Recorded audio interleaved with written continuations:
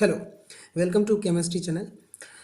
आज हम डिस्कशन करने वाले हैं 2011 में एक IIT जेईई एडवांस में क्वेश्चन पूछा हुआ था कोऑर्डिनेशन केमिस्ट्री से। उसमें ये दिया हुआ था कि अमंग द फॉलोइंग कॉम्प्लेक्सेस के टू पी, के जो कॉम्प्लेक्स दिया हुआ था K3FeCN6, सेकेंड कॉम्प्लेक्स जो L दिया हुआ था CO NH3 6Cl3, and next जो कॉम्प्लेक्स दिया हुआ था Na3C cobalt oxalate and NiH2O6Cl2, K2PT CN4 and ZnH26NO3। अब इन सब कॉम्प्लेक्सेस में एक पूछा गया था ये कि कौन कौन से जो कॉम्प्लेक्सेस हैं वो डायामैग्नेटिक कैरेक्टर शो करते हैं, यानी कि द डायामैग्नेटिक कॉम्प्लेक्सेस आर। तो अभी से हम सॉल्व करते हैं। तो सॉल्व करने के लिए चलिए, अब यहाँ पे जितने भी कॉम्प्लेक्सेस हैं उनका ऑक्सीडेशन स्टेट हमें पहले निकालना पड़ेगा। जैसे कि K3FeCN6 में हमें क्या करना है, अब जिसका मेटल है यानी कि आयरन मेटल है तो आयरन का हमें ऑक्सीडेशन स्टेट निकालना पड़ेगा, जो मैं पहले ही निकाल रखा हूँ, जैसे कि X -1 × 6 + 3। ठीक है, आप लोग ऑक्सीडेशन स्टेट निकाल लेना। अब यहाँ पे क्या है कि जैसे कि K3FeCN6 कोबाल्ट NH3 6Cl3 और Na3CO ऑक्सलेट थ्राइस, इन तीनों में कोबाल्ट का भी ऑक्सीडेशन स्टेट +3 है, इसमें भी कोबाल्ट का ऑक्सीडेशन स्टेट +3 है और आयरन का भी ऑक्सीडेशन स्टेट क्या है, +3 है।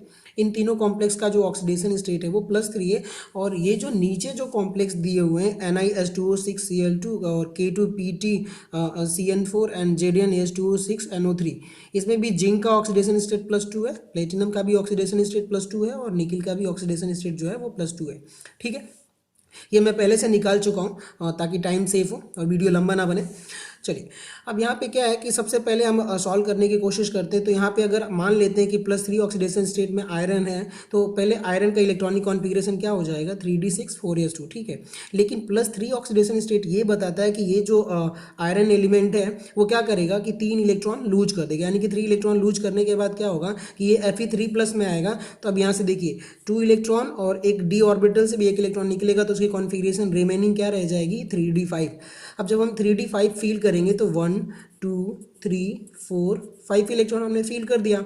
अब क्या है कि हमारा जो साइनाइड आयन है, यानी कि लिगेंड बोल सकते हो आप, क्या है, स्ट्रॉन्ग फील्ड लिगेंड है। तो अब जब साइनाइड आयन जो है लिगेंड जो है स्ट्रॉन्ग फील्ड लिगेंड है, तो क्या हो जाएगा, इलेक्ट्रॉन की पेयरिंग हो जाएगी, यानी कि ये जो इलेक्ट्रॉन है वो यहाँ चला शिफ्ट हो जाएगा, रीअरेंज हो जाएगा, ये इलेक्ट्रॉन यहाँ पर रीअरेंज हो जाएगा और ये जो लास्ट इलेक्ट्रॉन है वो एज इट इज़ रह जाएगा। ठीक है, यानी कि 1 2 3 4 एंड 1, यानी कि इसमें कॉम्प्लेक्स में क्या है कि पेयरिंग के बाद भी एटलीस्ट 1 इलेक्ट्रॉन अनपेयर्ड है। ठीक है, क्या है, 1 इलेक्ट्रॉन अनपेयर्ड। ठीक है, EUP शॉर्टकट में, यानी कि ये कौन सा कॉम्प्लेक्स हो गया, ये एक्चुअली पैरामैग्नेटिक हो गया।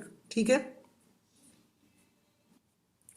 अब इस कॉम्प्लेक्स में क्या है, एटलीस्ट एक अनपेयर्ड 1 अनपेयर्ड इलेक्ट्रॉन रिमेनिंग है, इसकी वजह से ये क्या हो जाएगा, पैरामैग्नेटिक हो जाएगा। लेकिन जो हमारे आंसर में क्या पूछा होगा कि which one complex is the diamagnetic. Okay, तो यहाँ पर क्या हुआ कि ये जो हमारा पहला कॉम्प्लेक्स के है वो तो नहीं होगा। ठीक है, अब चलिए हम L कॉम्प्लेक्स चेक करते हैं। तो L कॉम्प्लेक्स में क्या दिया हुआ है कि CO NH3 6Cl3, यहाँ पर जो है कोबाल्ट का जो ऑक्सीडेशन, एक्चुअली सॉरी, कोबाल्ट का जो इलेक्ट्रॉनिक कॉन्फ़िगरेशन होता है वो 3d7 4s2 होता है। ठीक है, लेकिन जो ऑक्सीडेशन स्टेट +3 क्या ये डिनोट करता है कि it's lose the 3 electrons. Okay, तो जब ये 3 इलेक्ट्रॉन लूज करेगा तो यहाँ पे क्या हो जाएगा, कॉन्फ़िगरेशन 2 इलेक्ट्रॉन 4s ऑर्बिटल से रिमूव होगा और 3 इलेक्ट्रॉन जो है एक्चुअली 1 इलेक्ट्रॉन 3d7 यानी कि d ऑर्बिटल से। तो हमारा जो रिमेनिंग इलेक्ट्रॉन होगा वो 3d6 होगा।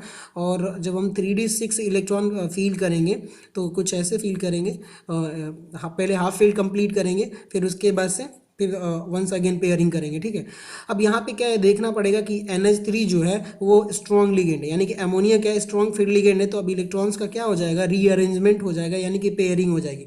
तो देखिए अब ये इलेक्ट्रॉन कहाँ रीअरेंज होकर आएगा, इस वाले ऑर्बिटल में, ये तो पहले से ही पेयर्ड है।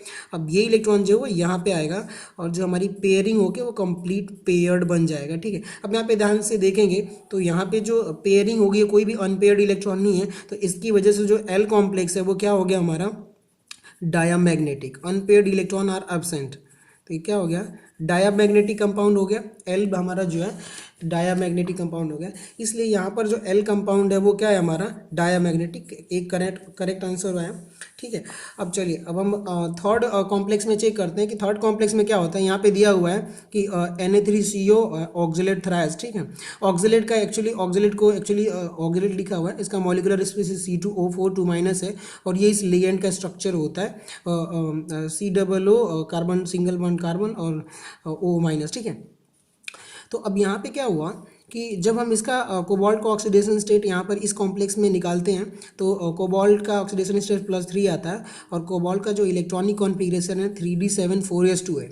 ठीक है, अब 3D7 4s2 है कोबाल्ट का एटॉमिक एट द फॉर्म में। जब ये कोबाल्ट 3+ होगा तो ये 3 इलेक्ट्रॉन लूज कर देगा, यानी कि एक तो 2 इलेक्ट्रॉन्स 4s2 ऑर्बिटल से लूज होगा और 1 इलेक्ट्रॉन 3D7 ऑर्बिटल से लूज होगा। तो टोटल इलेक्ट्रॉनिक रिमेनिंग कॉन्फ़िगरेशन जो होगा इलेक्ट्रॉनिक कॉन्फ़िगरेशन ऑफ कोबाल्ट वो क्या हो जाएगा 3D6। ठीक है, जब ये 3D6 होगा तो पहले हम ये 6 इलेक्ट्रॉन फील कर लेते हैं, 1 2 3 4 5 एंड 6। ठीक है, अब यहाँ पे जो ऑक्जिलेट लिगेंड है ना वो क्या है, ऑक्जिलेट लिगेंड जो है वो वीक फील्ड लिगेंड है, यानी कि पेयरिंग ऑफ इलेक्ट्रॉन्स पॉसिबल नहीं है यहाँ पे। जब पेयरिंग ऑफ इलेक्ट्रॉन पॉसिबल नहीं है तो उस केस में क्या हो जाएगा, 4 अनपेयर्ड इलेक्ट्रॉन हो जाएगा। सॉरी, यहाँ पर जो ऑक्जिलेट है एक्चुअली ये कोबाल्ट के केस में जब ऑक्टाहेड्रल कॉम्प्लेक्स बनाता है, जब कोबाल्ट ऑक्टाहेड्रल कॉम्प्लेक्स बनाता है तब ये जो ऑक्जिलेट लिगेंड होता है एक्चुअली ये वीक फील्ड नहीं, ये स्ट्रॉन्ग फील्ड लिगेंड की तरह बिहेव करता है। ठीक है, स्ट्रॉन्ग फील्ड लिगेंड की तरह जब बिहेव करेगा तो यहाँ पे क्या हो जाएगा कि इलेक्ट्रॉन की अरेंजमेंट हो जाएगा, तो ये इलेक्ट्रॉन जंप करके यहाँ जाएगा और ये इलेक्ट्रॉन जंप करके इस ऑर्बिटल में आएगा और जो फाइनल ऑर्बिटल बनेगा वो क्या हो जाएगा, पेयर्ड ऑर्बिटल बनेगा 1 2 3 एंड 4। अब 1 2 3 4 5 यानी कि 6 इलेक्ट्रॉन क्या हो जाएंगे यहाँ पर पेयर्ड हो जाएंगे। तो जो हमारा एम कॉम्प्लेक्स है वो भी क्या कैसा शो करेगा, डायामैग्नेटिक बिहेवियर शो करेगा। ठीक है, यानी कि जो यहाँ पर एल कॉम्प्लेक्स है सॉरी हाँ, ये जो एम कॉम्प्लेक्स है ये भी क्या करेगा, हमारा डायामैग्नेटिक बिहेवियर शो करेगा। ठीक है, चलिए अब नेक्स्ट एन कॉम्प्लेक्स में हम देख लेते हैं। अब इस एन कॉम्प्लेक्स में क्या दिया हुआ है कि NiH2O6Cl2, यानी कि इसमें हम निकिल का ऑक्सीडेशन निकिल का इलेक्ट्रॉनिक कॉन्फ़िगरेशन क्या होता है 3D8 4s2 होता है। और जब एक्चुअली इस इलेक्ट्रॉनिक कॉन्फ़िगरेशन और ये किस ऑक्सीडेशन स्टेट में मतलब आ रहा है तो +2 ऑक्सीडेशन स्टेट में, इसलिए ये 2 इलेक्ट्रॉन 4s2 ऑर्बिटल से 2 इलेक्ट्रॉन लूज करके नया इलेक्ट्रॉनिक कॉन्फ़िगरेशन लाएगा, वो होगा 3D8। ओके, अब इसमें हम 3D8 इलेक्ट्रॉन फील करेंगे तो 1 2 3 4 5 6 7 8। लेकिन एक चीज़ यहाँ पे देखने की बात ये है सबसे इंटरेस्टिंग कि H2O जो है वो वीक फील्ड लिगेंड है, तो यहाँ पर जो है actually pairing of electron possible नहीं है। ठीक है, no pairing of electron, that's why it's behaving like unpaired, we have unpaired electrons, that's why we behave like a paramagnetic in nature। ये क्या हो जाएगा, पैरामैग्नेटिक इन नेचर बिहेव करेगा N complex. ठीक है, अब यहाँ पे ओ कॉम्प्लेक्स में देख लेते हैं तो यहाँ पर क्या हो जाएगा कि K2PtCN4। अब इस कॉम्प्लेक्स में जो हमारा प्लेटिनम का जो ऑक्सीडेशन स्टेट प्लेटिनम का इलेक्ट्रॉनिक कॉन्फ़िगरेशन जो है वो 4F14 5D9 और 6 1 है। ठीक, अब इसका ऑक्सीडेशन स्टेट इस कॉम्प्लेक्स में प्लेटिनम का ऑक्सीडेशन स्टेट जो है वो Pt2+ है, तो इसकी वजह से ये जो 2 इलेक्ट्रॉन लूज करेगा तो एक इलेक्ट्रॉन 6s1 से लूज करेगा और दूसरा इलेक्ट्रॉन जो है 5D9 से। तो अब टोटल कॉन्फ़िगरेशन क्या हो जाएगा 4F14 5D8, क्योंकि ये एक्चुअली 2 इलेक्ट्रॉन्स लूज कर दिया है। तो अब हमारा जो है डी ऑर्बिटल में कितने इलेक्ट्रॉन हो जाएंगे 8 इलेक्ट्रॉन, तो 1 2 3 4 5 6 7 8। ठीक है, अब यहाँ पर क्या है 8 तो हो गया, ऊपर से क्या दिया हुआ है कि यहाँ पे जो प्लेटिनम कॉम्प्लेक्स है ना, प्लेटिनम कॉम्प्लेक्स में जो साइनाइड आयन है और साइनाइड लिगेंड है वो क्या है स्ट्रॉन्ग फील्ड लिगेंड है। तो अब क्या होगा यहाँ पर पेयरिंग होगी, यानी कि ये इलेक्ट्रॉन जंप करके कहाँ चला जाएगा, रीअरेंज होकर इस ऑर्बिटल में आ जाएगा और इलेक्ट्रॉन पेयर्ड हो जाएंगे, यानी कि 1 2 3 4 5 6 7 8 इलेक्ट्रॉन्स। ठीक है, अब ये टोटल इलेक्ट्रॉन जब पेयर्ड हो गए तो अब कैसा बिहेव करेंगे, ये एक्चुअली में डायामैग्नेटिक बिहेवियर शो करेंगे, DIA डायामैग्नेटिक बिहेवियर शो करेंगे, यानी कि O जो है वो हमारा क्या शो करेगा, डायामैग्नेटिक कॉम्प्लेक्स की तरह शो करेगा। ठीक है, यानी कि ये जो है ये भी हमारा कैसा शो करेगा, डायामैग्नेटिक, और ये जो N था ये तो पैरामैग्नेटिक शो कर रहा है, यानी कि ये आंसर में नहीं है। चलिए अब लास्ट ऑप्शन जो यहाँ पर दिया हुआ है कि ZnH2O6NO3 ट्वाइस। अब इस केस में क्या है कि पहले हम जिंक का इलेक्ट्रॉनिक कॉन्फ़िगरेशन लिखेंगे तो क्या हो जाएगा 3D8 4s2 और यहाँ पर जो ऑक्सीडेशन स्टेट जिंक का है वो क्या है +2 ऑक्सीडेशन स्टेट है, यानी कि ये 2 इलेक्ट्रॉन लूज करेगा आउटर मोस्ट सेल से।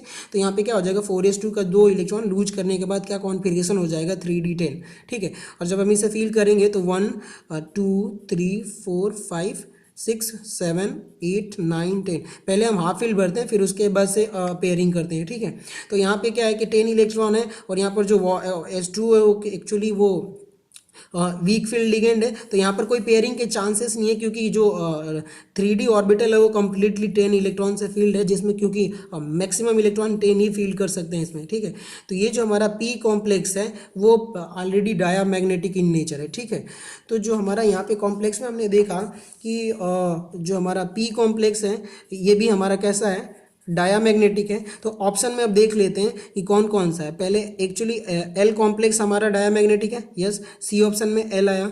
और उसके बाद से जो हमारा एम कॉम्प्लेक्स है वो भी डायामैग्नेटिक है, और ओ जो कॉम्प्लेक्स है वो भी डायामैग्नेटिक है, और पी जो है वो भी डायामैग्नेटिक है, यानी कि जो हमारा सी ऑप्शन है वो करेक्ट आंसर है। ठीक है, ये IIT JEE 2011 में बहुत अच्छा क्वेश्चन पूछा हुआ था। इसमें अगर कोई सबसे ज़्यादा प्रैक्टिस करे तो वो आसानी से सॉल्व कर सकता है, इसके लिए प्रैक्टिस बहुत ज़रूरी होती है। हाँ, और अगर कोई भी इस क्वेश्चन के रिगार्डिंग कोई भी प्रॉब्लम हो तो कमेंट सेक्शन में कमेंट करें। Thank you for watching, subscribe my channel.